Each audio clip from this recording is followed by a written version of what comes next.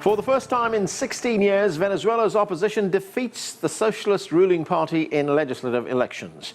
The Democratic Unity Roundtable now holds a majority in the country's National Assembly, giving it a strong platform to challenge and potentially unseat Venezuelan President Nicolas Maduro. We begin with this report from CCTV's Stephen Gibbs in Caracas.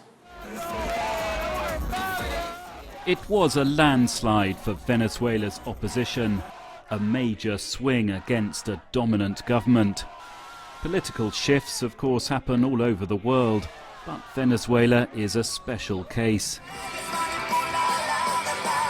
For much of the last 16 years, politics here has been dominated by Chavismo, a populist leftist movement named after its charismatic founder, the late Hugo Chavez.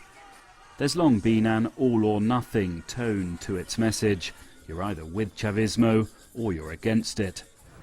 But Venezuela is in the midst of its deepest economic crisis in living memory. A combination of chronic economic mismanagement and the global fall in the price of oil has brought the country to this. Former government supporters are tired of the endless promises of better times ahead. Now, with this result, Venezuela enters a complicated political situation. As of January the 5th, its National Assembly will be controlled by the opposition and with a powerful majority, while the presidency will remain in the hands of Nicolas Maduro. Again, in other countries, that situation can work. In Venezuela, politics is so polarized, it might not.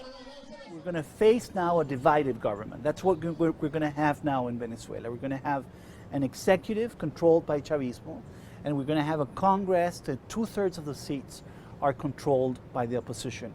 In the context of a country a country that is polarized, in a country where you have political prisoners also, and in a country that is not used to negotiate, it's not used to come to terms with the reality.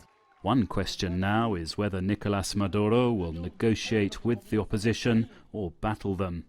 Hours after hearing the final result, he sounded combative.